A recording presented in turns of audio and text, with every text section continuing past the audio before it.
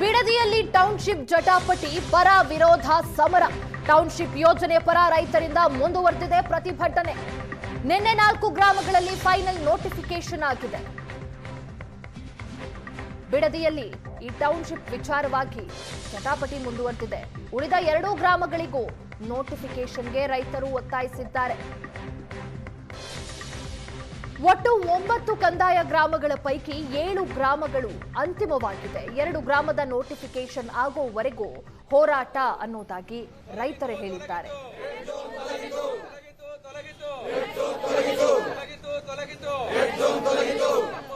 ಕುಮಾರಸ್ವಾಮಿಗೆ ಯಾರ ಬಗ್ಗೆ ಬೇಡ, ನಮ್ಮ ಭವಿಷ್ಯ ಇದಾಗದೆ, ನಮ್ಗೆ ಎಲ್ಲ ಕ್ಯಾನ್ಸಲ್ ಆಗದೆ, ನಮ್ಗೆ ಅನುಕೂಲ ಆಗದೆ. ತೊಲಗಿತು ತೊಲಗಿತು ತೊಲಗಿತು ತೊಲಗಿತು ತೊಲಗಿತು ತೊಲಗಿತು. ಸಿಎಂ ಸಾಹೇಬರು ತಾತ್ಕಾಲಿಕವಾಗಿ ಯಾವ್ದಕ್ಕೆ ಬ್ರೇಕ್ ನಮ್ಗೆ ಗೊತ್ತಿಲ್ಲ. ಈಗ 6-1 ನೋಟಿಫಿಕೇಶನ್ 4 ಗ್ರಾಮ ಮಾಡಿದ್ದಾರೆ. ಈಗ ಆ 4 ಗ್ರಾಮದ ಜೊತೆಗೆ ಬೈರಮಂಗಲ ಮತ್ತೆ ಕಂಚಕಾನಹಳ್ಳಿ 2 ಮಾಡಿಲ್ಲ. ಅವೆರಡೂ ಮಾಡಬೇಕು ಅನ್ನೋದು ನಮ್ಮ ಅಭಿಪ್ರಾಯ. ಅವೆರಡೂ ಆದಮೇಲೆ ಇಲ್ಲಿ ರೈತರು ಚಟುವಟಿಕೆ ಸ್ಟಾರ್ಟ್ ಮಾಡ್ತಾರೆ. ಅವ್ರು ಹಣ ತಗೊಳ್ಳೋದು, ಬೇರೆ ಸೈಟ್ ತಗೊಳ್ಳೋದು ಮಾಡ್ತಾರೆ.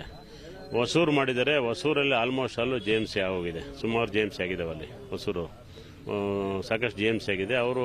ಅವರವ್ರ ದಾಖಲಾತಿ ಮೂಲಕ ಅವರೇನೋ ಹಣ ತಗೊಳ್ಳೋಕ್ಕೆ ಅರ್ಹತೆ ಅವರೇ ಮಾಡ್ಕೋತಾರೆ. ಉಳಿದು 2 ಗ್ರಾಮ ಮಾಡಬೇಕು ಅನ್ನೋದು ಇಂಟೆನ್ಷನ್ ಬಿಟ್ರೆ, CM ಸಾಹೇಬರು ಯಾವ ವಿಧದಲ್ಲಿ ಅದಕ್ಕೊಂದು ಕಮಿಟಿ ಮಾಡಿ ಇಲ್ಲಿ ಸಾಧಕ ಬಾಧಕ ಇಲ್ಲಿ ವ್ಯವಸ್ಥೆ ಏನಿದೆ ಚರ್ಚೆ ಮಾಡಬೇಕು ಅನ್ನೋ ಅಭಿಪ್ರಾಯ ಹೇಳಿದ್ರೆ, ಅದ್ರ ಬಗ್ಗೆ ನಮ್ಗೆ ಅಷ್ಟು ಮಾಹಿತಿ ಇಲ್ಲ. ಬಟ್ ನಮ್ಮ ಸಮಸ್ಯೆ ಏನಾಗಿಲ್ಲ. ನಮಗೆ ನಾವಿಲ್ಲಿ ದುಡ್ಡು ತಗೊಳಕ್ಕಾಗಲಿ, JMC ಮರ ಗಿಡ ತಗೊಳಕ್ಕಾಗಲಿ ಏನು ಸಮಸ್ಯೆ ಏನಿಲ್ಲ. ಅದಕ್ಕೆ ಅಷ್ಟು ಅದು ಬಿಟ್ಟರೆ ಉಳಿದದ್ದು ರಾಜಕಾರಣದ ವಿಚಾರ ನಮ್ಗೆ ಯಾಕೆ ಮೇಲ್ಗಡೆ ವಿಚಾರ ಇದು ಮಾಡ್ತಾರೆ. ಇನ್ನ 4 ಗ್ರಾಮ ಅಂತಿಮ ಅಧಿಸೂಚನೆ ಆಗಿದೆ. ಅದರಲ್ಲಿ ಕೆಲವು JMC ಆಗಿಲ್ಲ. ಅಂತಿಮ ಅಧಿಸೂಚನೆ ಆಗಿ ನಾವು 2 ಗ್ರಾಮ ಮಾಡಿ ಒಟ್ಟಿಗೆ ಅಂತ ಹೇಳ್ತಾ ಇದೀವಿ. ಯಾಕೆಂದ್ರೆ ಈಗ 3 ಹಂತ 4 ಹಂತ ಮಾಡೋ ಬದಲು ಈಗ 1 ಹಂತ ಮೊದಲನೇದಾಗಿತ್ತು, ಅದು ಕ್ಲೀನ್ ಆಗಿ ಎಲ್ಲರೂ ಆಲ್ಮೋಸ್ಟ್ ಅಲ್ಲೆಲ್ಲ ಕ್ಲಿಯರ್ ಆಗಿದೆ. ಈಗ ಇದನ್ನೆಲ್ಲ ಒಂದೇ ಅಂತ ಮಾಡಿಬಿಟ್ರೆ ಈ ಬೇರೆ ಬೇರೆ ನಾವು ಇಲ್ಲೆಲ್ಲ ಕೂತ್ಕೊಂಡು ಸುಮ್ಮನೆ ಹೋರಾಟ ಮಾಡ್ಕೊಂಡು ಇಲ್ಲೆಲ್ಲ ಕೂತ್ಕೊಳ್ಳೋ ಬದಲು ನಾವು ಅವರವ್ರ ರೈತರು ಅವರವ್ರ ಚಟುವಟಿಕೆ.